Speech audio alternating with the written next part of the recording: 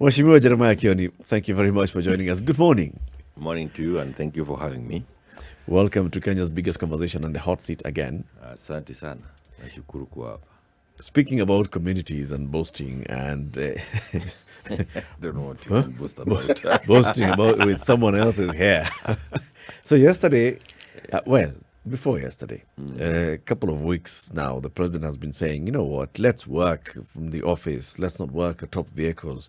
Very soon it will be political season. And when political season comes, you will all know, because I'll now come and start talking politics. He appears to have gone to his backyard to launch his political season. Yesterday's meeting at Sagana, he spoke, and the headlines today are very, very all saying the same thing. He spoke and said, my preferred successor is Raila Odinga. I have serious issues with my deputy. Back in 2018, I think it was 2018, no, I think 2017. Yes, 2017. Towards the end of 2017, we were called to State House, all members of Parliament, on Jubilee ticket. And I think also from those parties that were also friendly to Jubilee or worked with Jubilee, I believe Kanu was part of it. And the president told us that his reason for calling us that early was so that we can agree on one or two things. One is that we are happy we've now been given the mandate to run the affairs of the country for the coming 5 years. But also to agree that we go to work until the 5th year of the term, when he will then go back and do campaigns and that time he actually said he would do campaigns for William Ruto.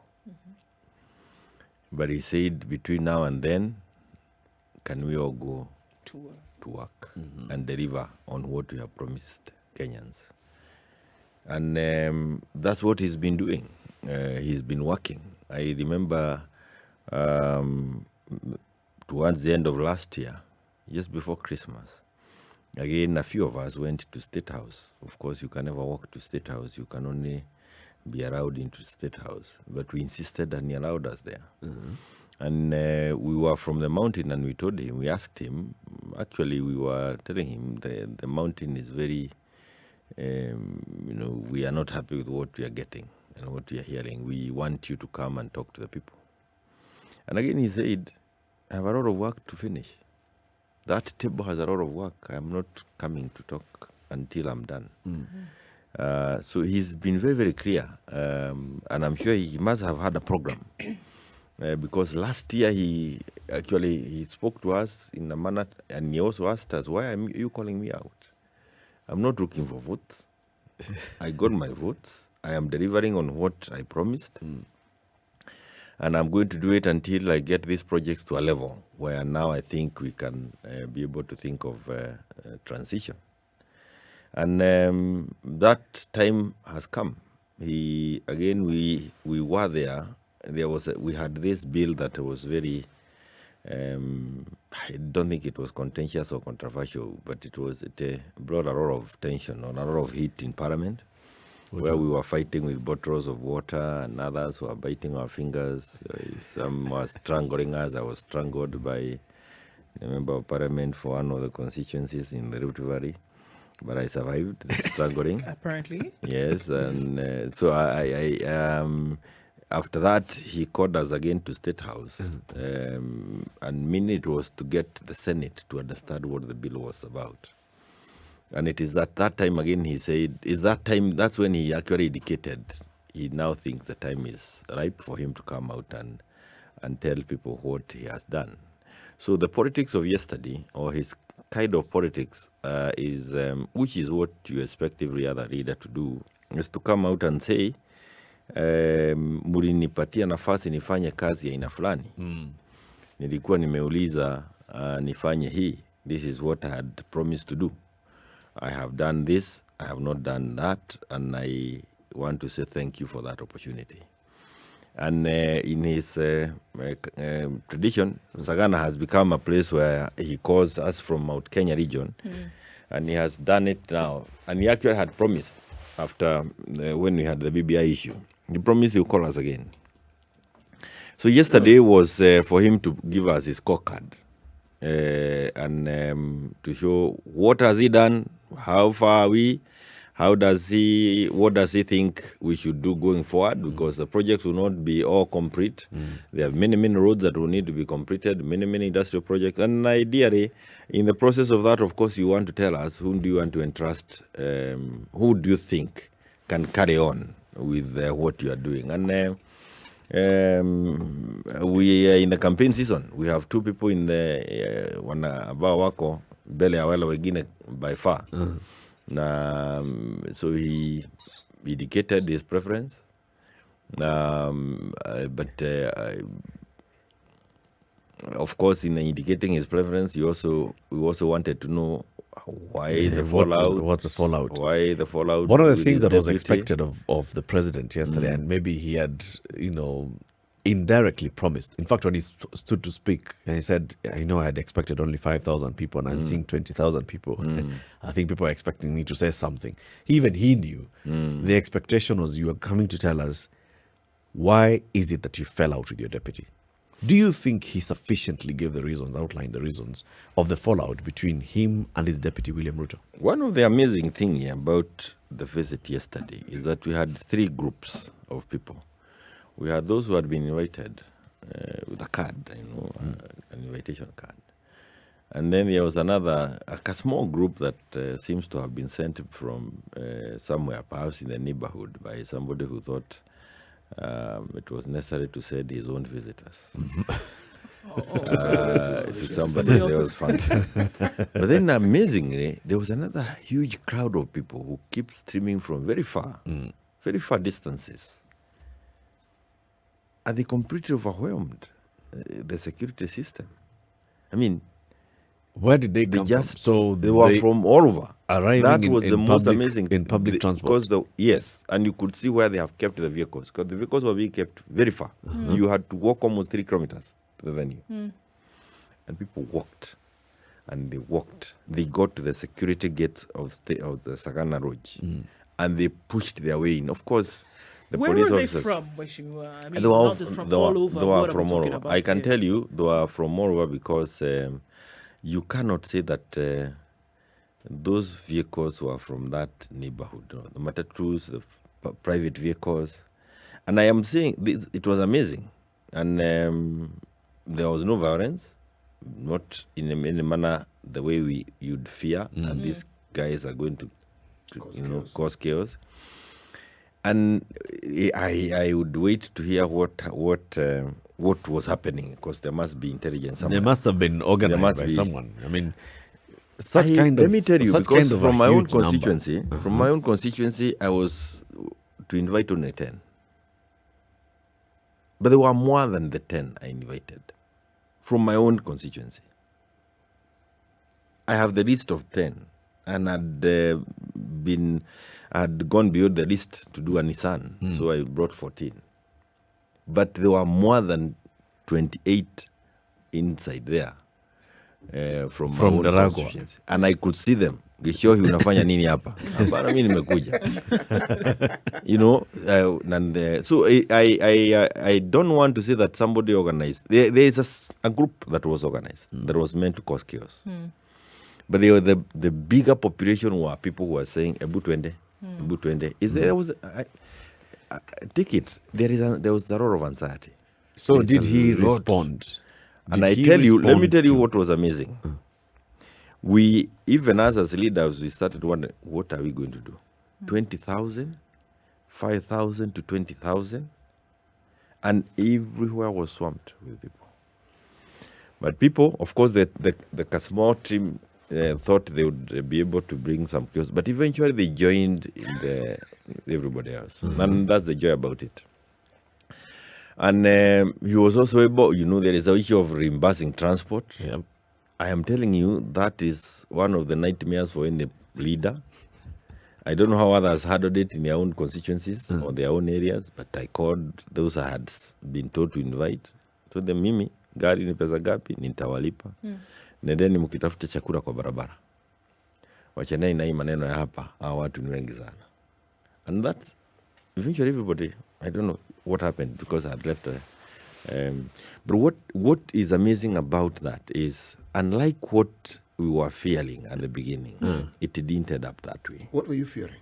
Chaos. When you have 20,000 people in your function and you had invited 5,000, naturally, there's a possibility of even them coming to naturally, you'd it's only a miracle. You'd be apprehensive. Yes, and all of us were. All of us, not just the president. I could even tell the president was apprehensive. But all of us were. So it was, first of all, to deal with that.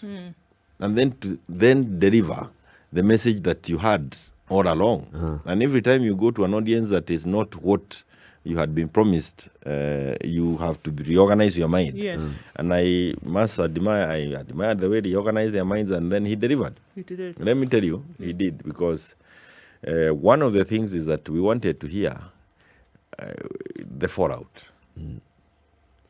Why the fallout? Because, and I keep, of course, some of us who have been there, we have had our own time to understand some of these things. But why the fallout? And you could tell one of the reasons of the fallout is, why wouldn't you wait for us to deliver on the promises we promised Kenyans? Why go campaigning around? But the greatest of all is, why go lying to the mountain? What was Why the lie? tell- Washima? According to what now he Why said yesterday, what was the tell lie? The lie is that you have done the mounting. He's been, there is what we report and what goes on. He has, he's gone round the whole of our area, depicting the president as a very dishonest person. Actually, he has, in his own words, he's called him a con man.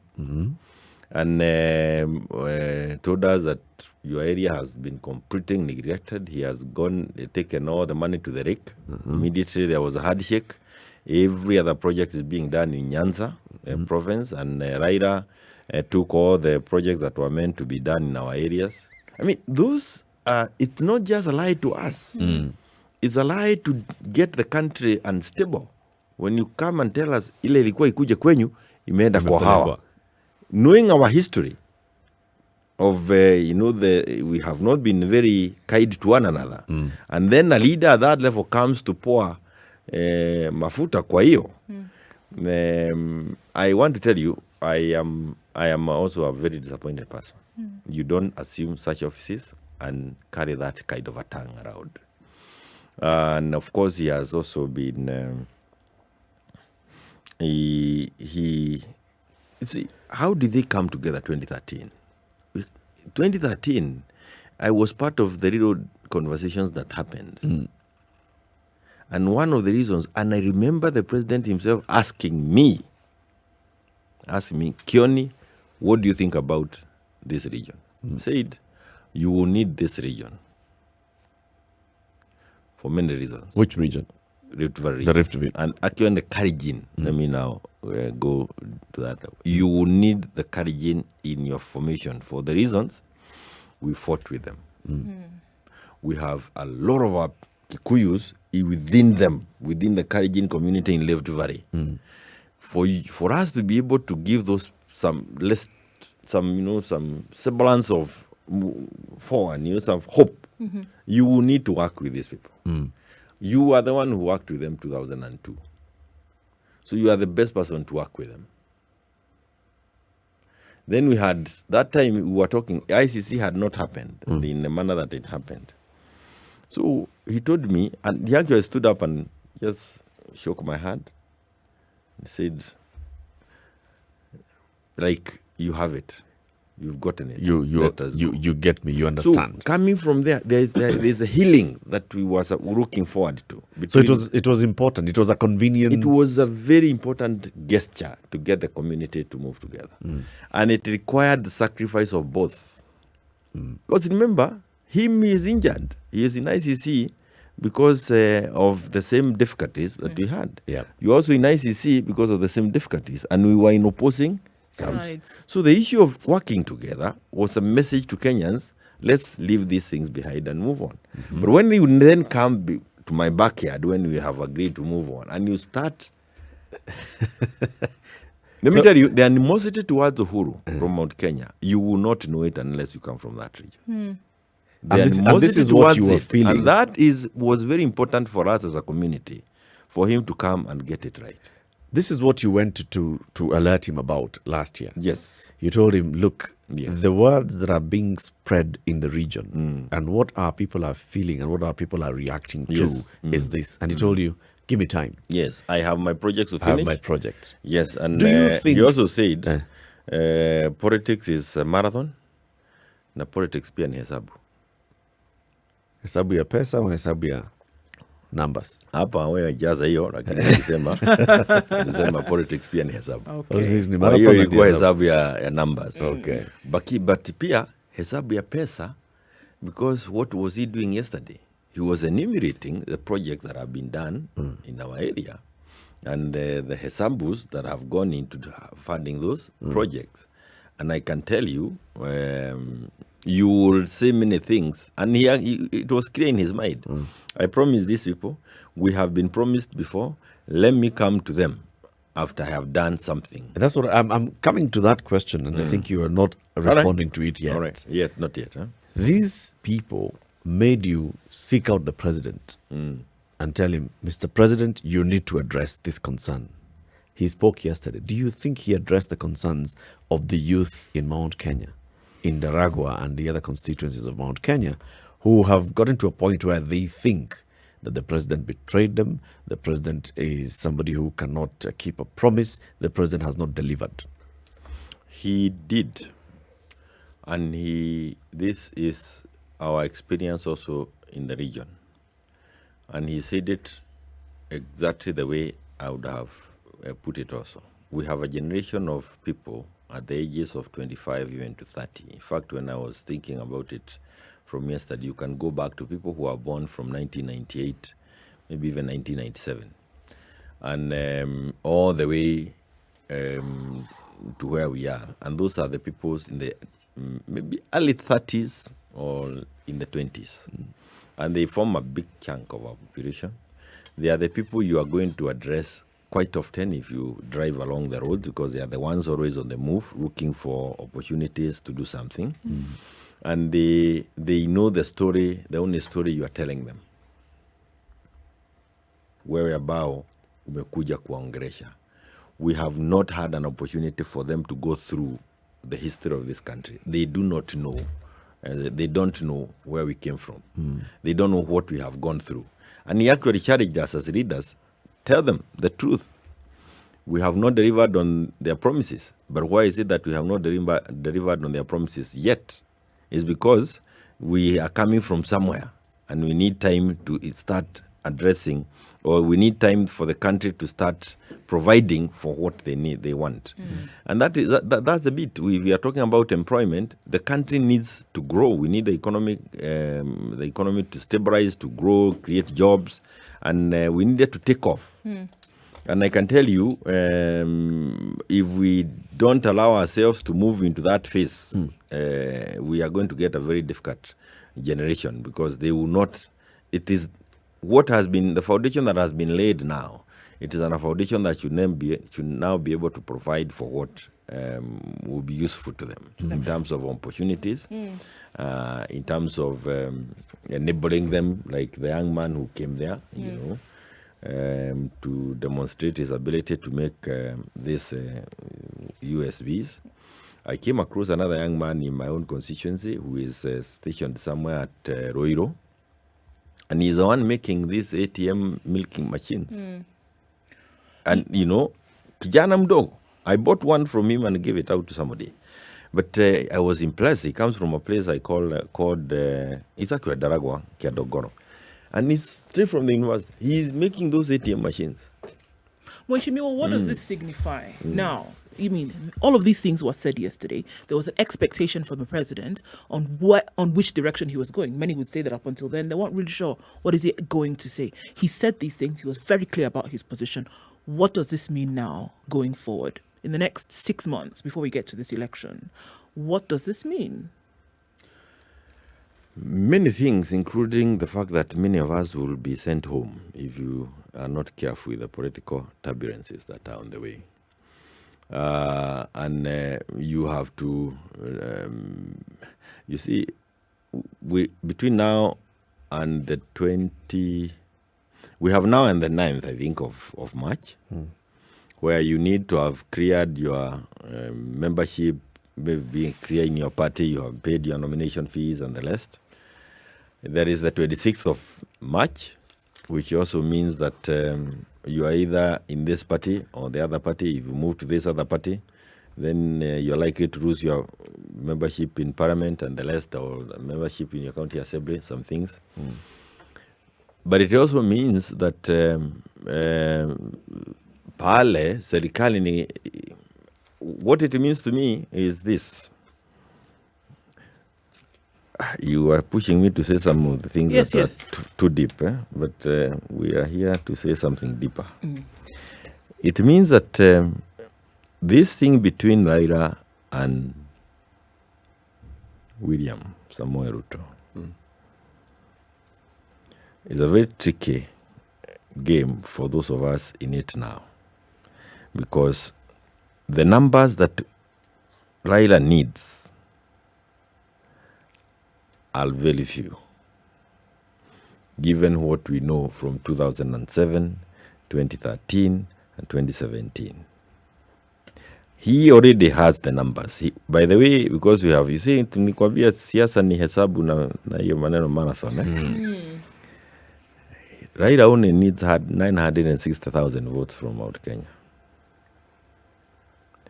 And he needs to keep his block as it has been. You seem to be very clear about that specific number. Yes. Well, 900, it's 1 million votes.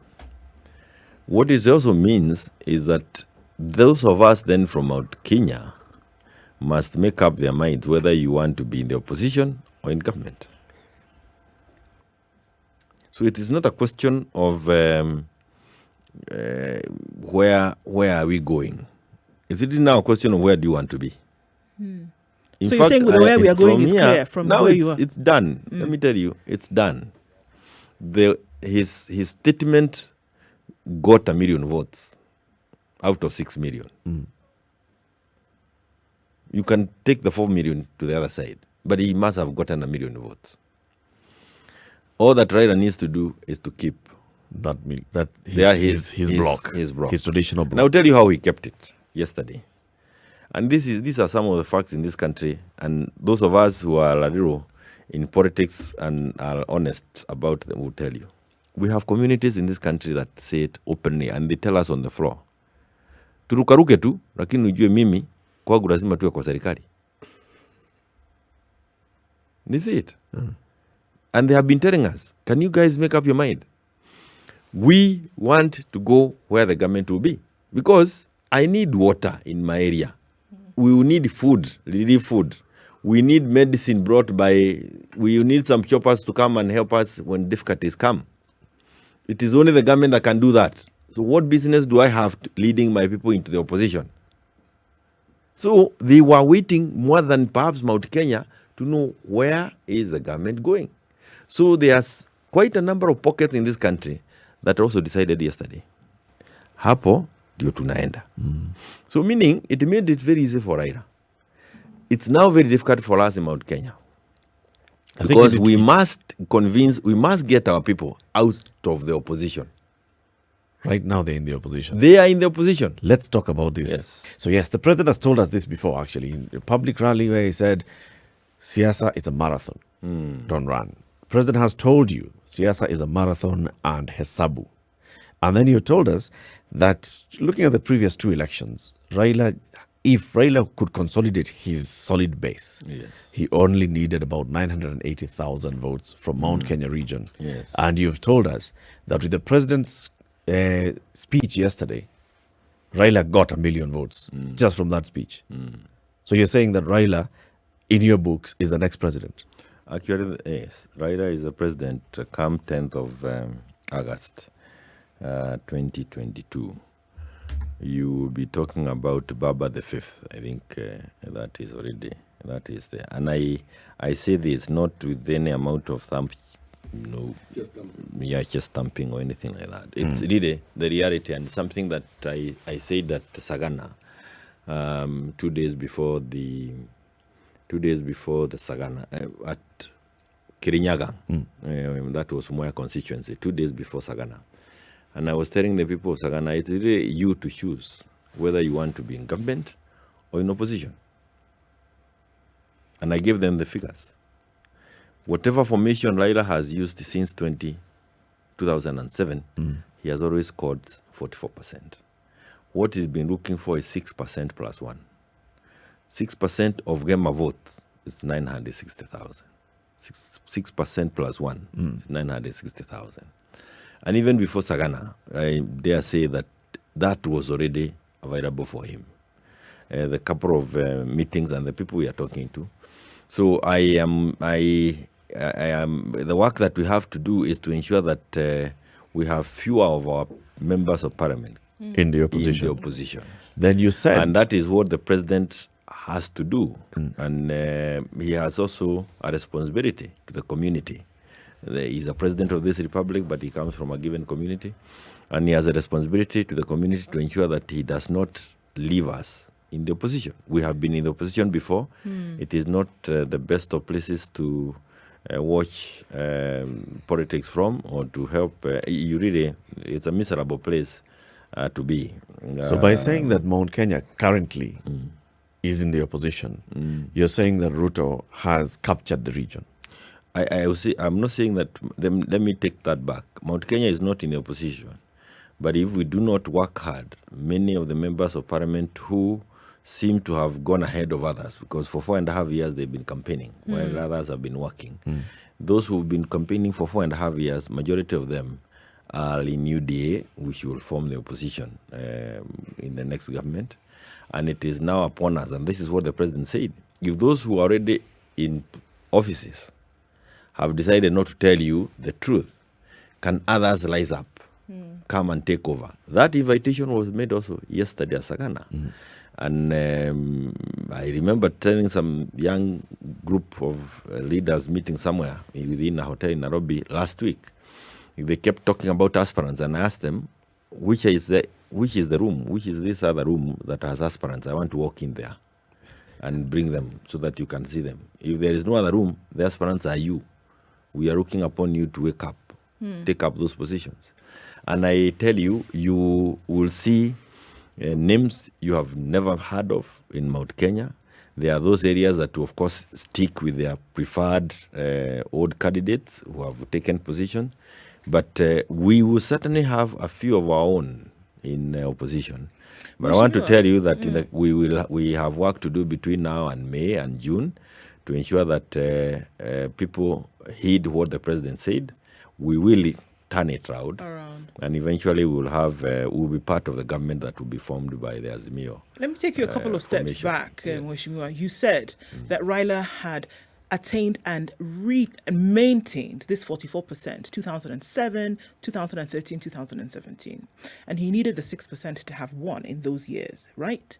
So are you essentially saying that it is this particular group of people or this area that denied Raila Odinga presidency in the previous years? You know, this is a block that has never quite warmed up to Raila. And this is a historical fact. They have never warmed up to the Raila family. We can debate about it. I have looked at why, and I've listened to many people. And it is not just because there was anything between the two communities. Of course, there was. But it's because also in the design of many, it was better that way, that we were not able to move together. Let me answer it this way.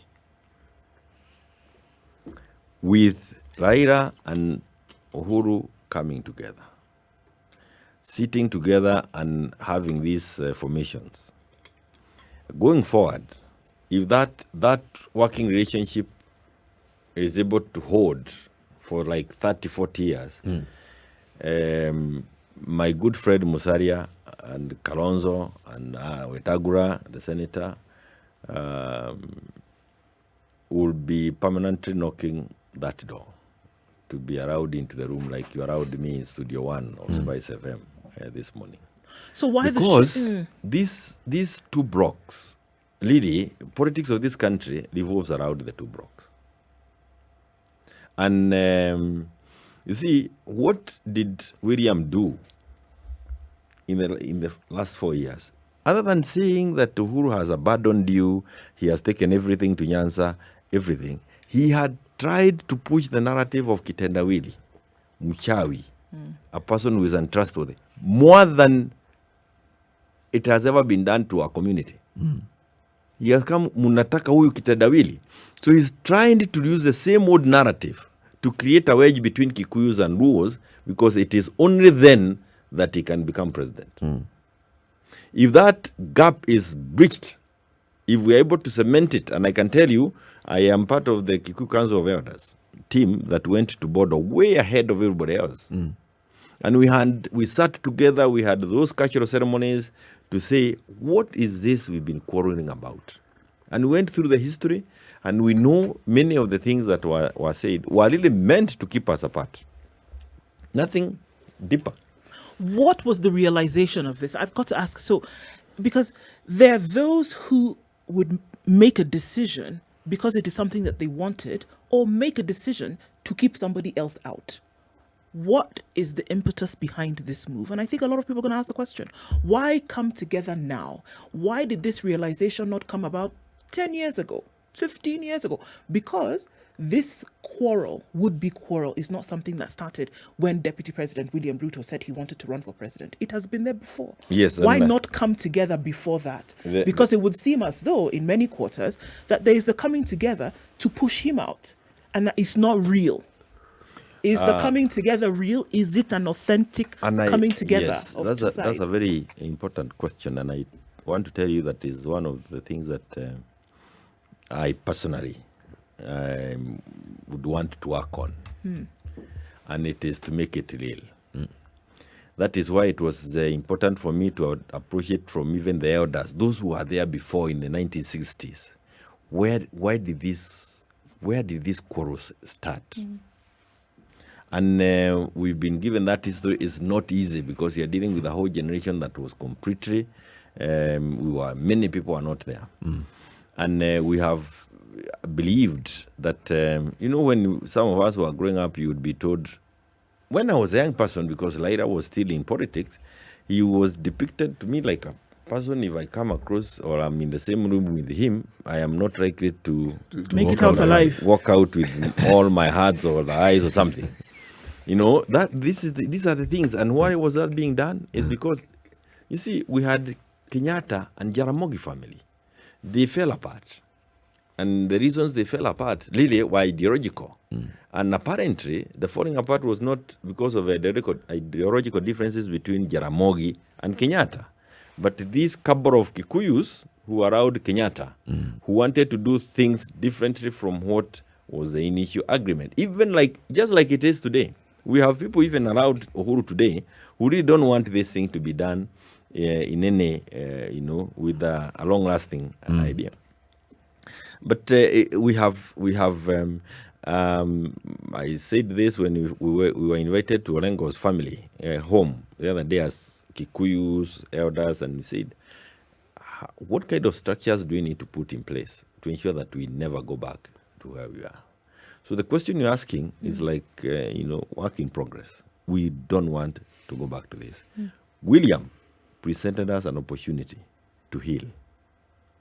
Unfortunately for him, without his knowing, he came in, yeye ametumwa na Mwenyezi Mungu kutusaidia kufikiria shida yetu na nyinyi ni gani, na shida yetu na nyinyi ni gani. So it's an opportunity that we have as a country to go through this difficult past that we have had, and especially me from Mount Kenya, and as a leader from Kikuyu community, I am ready to take this leadership and see why is it that we have disagreed with these people and those people, including why is it that we have disagreed with the Kalenjins. I know it is a issue of machamba, na hiyo haitakuwa rahisi kwa sababu hakuna mtu atatoka kwa machamba aende kwa barabara rahisi. Hiyo si kitu rahisi, lakini ingine ya kupikana kwa sababu ati baba zenyu walikuwa napikana, that is something that we needed. But it has also been put clearly, some people, not clearly, but in a very ni ile watu kutaka kusema siasa ambayo kwa njia rahisi, kwa sababu Kibaki was running why would I have supported Raila? That's a very, I wouldn't mind it. But Mheshimiwa, you mentioned the two, and this is where the conundrum comes in. Huh? With all the negative narratives that we've heard in the past, Kibaki becomes president. There's a tour of central Kenya. Raila is received as a hero. I mean, the change was like day and night. Prior to that, this man had been demonized. And then it's not at 10 years, just a few months down the line, this man is received as a hero and people are happy. In my mind. And then 2 years later, back to factory settings. Exactly. So, which do we believe? That the common mwananchi in central Kenya didn't really have a quarrel with a man or with the community.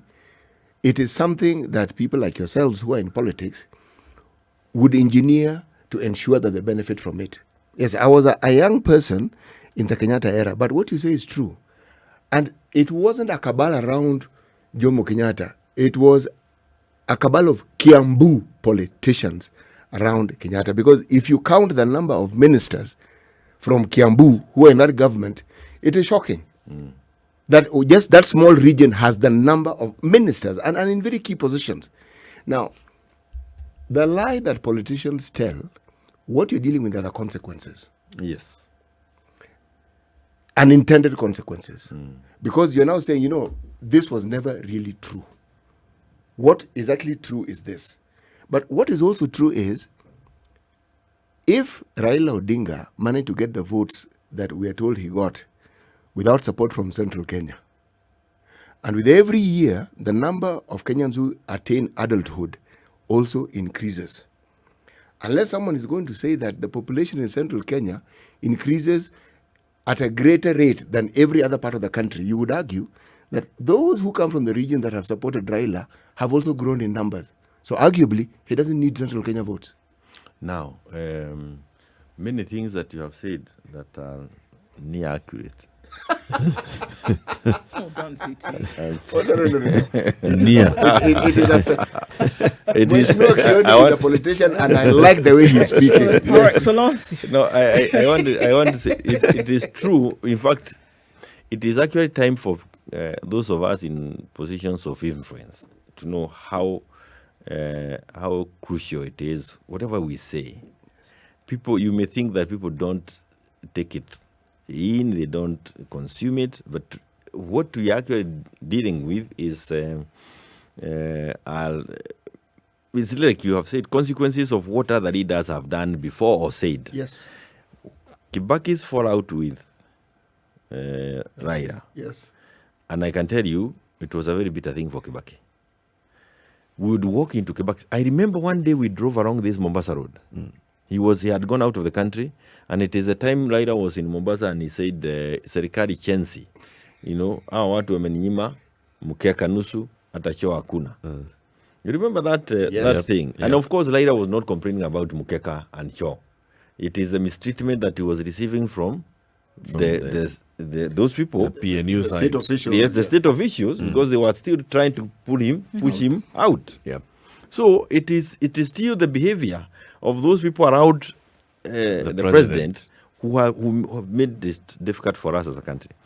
When we got to the airport to receive Kibaki, and he was really an unhappy person when I saw people receiving him. He really wondered, why is it? And he kept asking, hakukuwa na kazi ingine ya kufanya? Mmekuja Nyinyi wote, na kweli mmekuja wengi. Na kazi kabisa hakuna. So we went to the airport to receive him. And he told us those funny comments. And when he started that way, I knew we were in for some roasting. So we forced him into a holding room to report Raila. And that time, we also wanted to show him that we are winning others to your side. We had gotten Isaac Ruto into PNU from Raila's camp. We had gotten Kutuni into PNU from Raila's camp. You remember the Pentagon? Yep. So we even appointed Kutuni and Isaac to be the spokespeople on our behalf. Amekaa pale tukasema tumetukanwa, when you are away you are sentencing nini, tumefanywa, he has treated us badly, this guy has no respect for you. Na Kibaki said, basi kama iko namna hiyo, ile mtu ambaye atakosea ni mwenye atajibu. Hapana jibu, wewe kwenda kufanya kazi yako. And he stood up and left. So your game unraveled right there. And left. The other time was another experience we had with him. Is again that we went to him and said, Raila. Those who are saying, I am saying we, because I don't want to sound like I was any better than them. But he again said something that was even more telling. Sasa wewe kichwa yako ni fitina tu. Asubuhi fitina, kesho fitina, ukilala fitina. Hakuna kitu kingine iko kwa kichwa. Fitina tu. Wewe kwenda fanya kazi yako. Then he also said it. Na kama wewe unafikiri wewe ni mtu mzuri sana, na ni kweli wewe tunapenda wewe, tunataka kufanya kazi na wewe ni mtu mzuri. Na kama wewe ni mzuri sana, basi kwenda kwao ukachaguliwa ukuje tufanye na wewe. Na kama haiwezekani, lazima ufanye kazi na huyu upendi. So Kibaki left State House, not a happy man that they were not together with Raila. 2-3 individuals were responsible for the fallout between Raila and Kibaki. And I will not mention them. Don't worry. Because we can mention them on that your behalf. happened when he was unwell. Yes. And it was within, but it happened because they were again fed with the old narrative. Because when Kibaki was unwell, the people who were in charge of correcting information said it has been planned. Mzee will be thrown out before the end of this month. And the three became very protective. So they threw everybody else out and protected Kibaki. That is how the Jamba, one day, the following day. So these narratives, not just from the readers, but the system also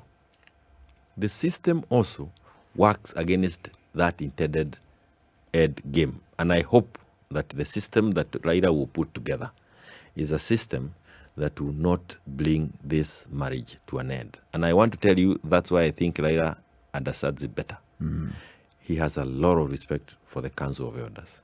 They are not a structure that you know, but he has a lot of respect for the Kikuyu Council of Elders. He has protected the Kikuyu Council of Elders during Uhuru's time more than the system has protected.